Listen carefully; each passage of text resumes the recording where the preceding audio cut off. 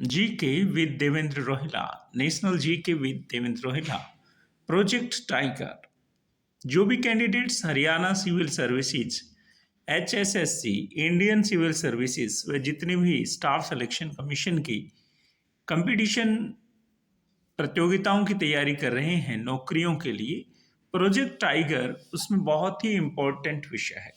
Project tiger ना सिर्फ pre exam में, यह मेन एग्जाम में, सब्जेक्टिव में भी बहुत जो है इम्पोर्टेंट होता है। तो आप इस आज की वीडियो में प्रोजेक्ट टाइगर की डिटेल्ड इंफॉर्मेशन आप ग्रहण करेंगे कि इसकी आवश्यकता क्या थी, यह कब से शुरू हुआ। प्रोजेक्ट टाइगर ए रिपोर्ट। भारत में रहते हैं दुनिया के 75% बाघ। यह आज के समाचार पत्र की कटिंग है। एक समय बाघों की घटती संख्या से विचलित रहा भारत आज ऐसे दौर में पहुंच गया है जब हम ऐसे देशों में अपने यहाँ से बाघ भेजने की तैयारी करने लगे हैं जहां बाघ विलुप्त हो रहे हैं। इसका श्रेय जाता है 1 अप्रैल 1973 को लॉन्च किए गए प्रोजेक्ट टाइगर। श्रीमती इंदिरा गांधी जी के प्रधानमंत्रित्व काल में यह प्रोजेक्ट टाइगर शुरू हुआ था। जब से यह प्रोजेक्ट लॉन्च किया गया है तब देश में मात्र 268 बाघ थे। आज इनकी संख्या लगभग 3000 पहुंच गई है और विश्व के लगभग 75% बाघ हमारे देश में रहते हैं। Project tiger in detail. बाघ परियोजना की विस्तृत जानकारी क्या है? कौन से राज्य में है सबसे ज्यादा बाघ? ये इंपॉर्टेंट क्वेश्चन है। कौन से राज्य में सबसे ज्यादा बाघ हैं? इसका उत्तर है मध्य प्रदेश। बाघों के मामले में इस समय मध्य प्रदेश अव्वल है, पहले नंबर पर है। बाघों के मामले में मध्य प्रदेश अव्वल यानी कि फर्स्ट नंबर पर है। और 2018 में हुई गणना के अनुसार मध्य प्रदेश में 526 के करीब बाघ हैं और 524 बाघों के साथ कर्नाटका दूसरे स्थान पर आता है और तीसरा स्थान ग्रहण किया हुआ है उत्तराखंड ने, जिसमें 442 बाघ हैं।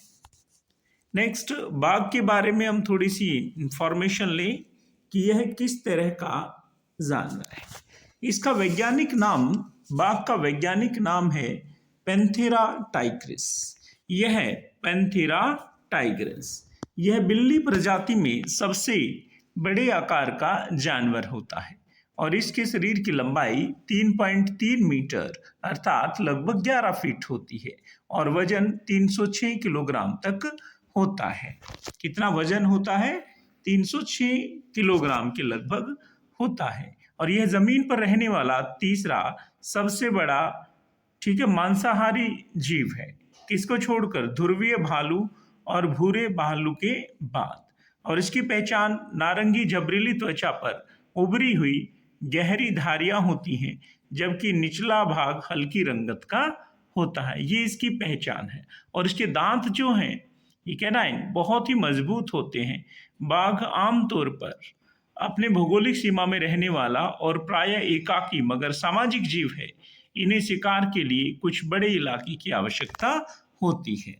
नेक्स्ट, ऑपरेशन टाइगर बाघ परियोजना।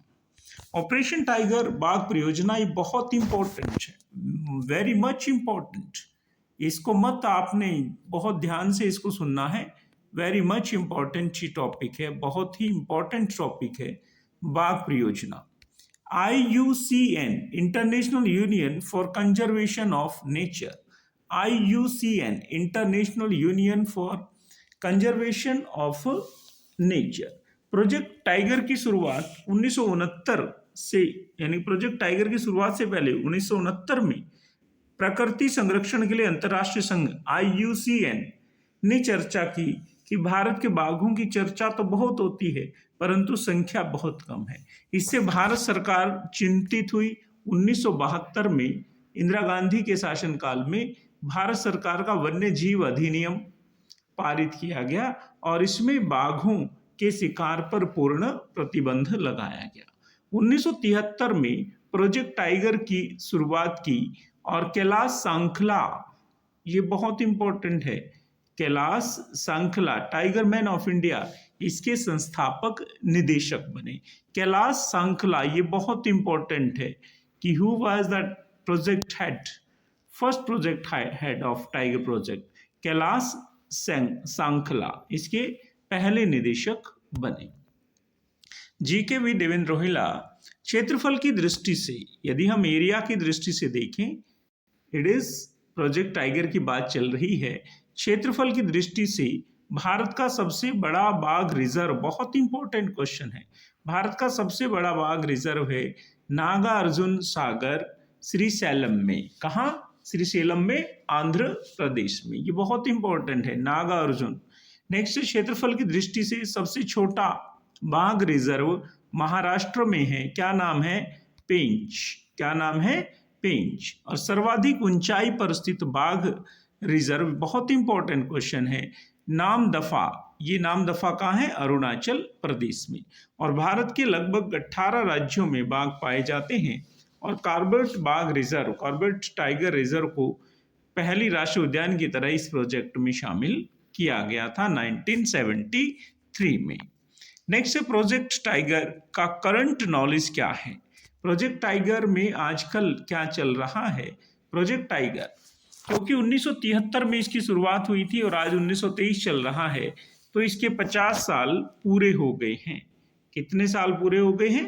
50 साल इसके पूरे हो गए हैं। 9 अप्रैल को मैसूरू कर्नाटका में एक अंतर्राष्ट्रीय कार्यक्रम आयोजित किया जाएगा और इसमें प्रधानमंत्री श्री नरेंद्र मोदी बाघों की गणना की नई रिपोर्ट जो है वो जारी करेंगे। और इसके अलावा 50 रुपए का स्मारक सिक्का भी जारी किया जाएगा। ये करंट टॉपिक में है। और पूरी दुनिया में 75% जो है बाघ भारत में पाए जाते हैं। पूरे भारत में 54 टाइगर रिजर्व हैं जो 75,000 स्क्वायर किलोमीटर हिस्से में फैले हुए हैं। कहाँ फैले हुए हैं? 54 टाइगर रिजर्व इंडिया में इस समय है। और बाघों का इतिहास, बाघ, सबसे पहले बाघों के इतिहास की चर्चा करें, हिस्ट्री ऑफ टाइगर्स की बात करें कि बाघ आए कहाँ से थे।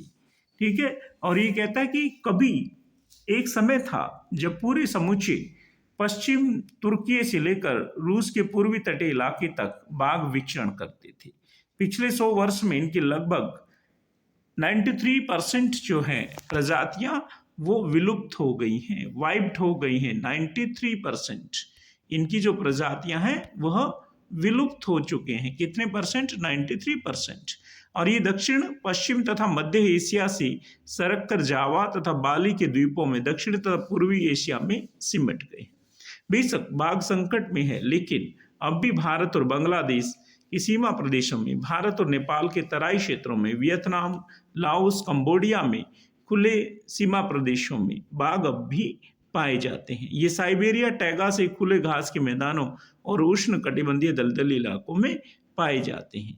इनकी 6 उप प्रजातियों को IUCN ने विलुप्त प्राय करार दिया है। तो ये इतिहास है। और बाघों की उत्पत्ति कहाँ से मानी जाती है? बाघों की उत्पत्ति मानी जाती है चीन से। और हड़प्पा संस्कृति में भी बाघों की मुहर प्राप्त हो चुकी है। सेंटर फॉर बायोलॉजिकल साइंसेस, राष्ट्रीय national centre for biological sciences के अनुसार भारत में लगभग 12,000 साल पहले बाघ जो है टाइगर्स यानी कि बाघ आए थे। और टाइगर मैन वाल्मीकि थापर की पुस्तक द कल्ट ऑफ टाइगर में भी बाघों की विशेष जानकारी प्रदान की गई है। और बाघों के बारे में कुछ अन्य रोचक जानकारियां हमें प्रदान की गई हैं। बाघों के बारे में GKV देवेंद्र रोहिला। ठीक है। बाघ के शिशु जन्म के समय अंधे होते हैं। ठीक है। बाद में उनको दिखने लगता है और इनका वजन 1 से 1.5 किलो होता है और 6 से 8 सप्ताह तक ये दूध पर निर्भर रहते हैं। और 2 बाघों की जो धारियां हैं, स्ट्रिप्स हैं, वो एकदम अलग होती हैं जैसे मनुष्य के हाथ की रेखाएं। और रात के वक्त इनको मनुष्य से 6 गुना दिखाई देता है। ये एक वक्त में 60 पौंड तक मांस खा सकते हैं। बाघ अभयारण्य भारत के, यह हम अगली परियोजना में करेंगे। बाघ परियोजना, टाइगर प्रोजेक्ट, एन इम्पोर्टेंट, बहुत इंपॉर्टेंट टॉपिक है। इसमें से अवश्य HCS, IAS और सभी लगभग सभी प्रतियोगी परीक्षाओं में इसमें से प्रश्न पूछा जाता है। May God bless you. Share and subscribe. Devendra Rohila, a tutor. Thank you very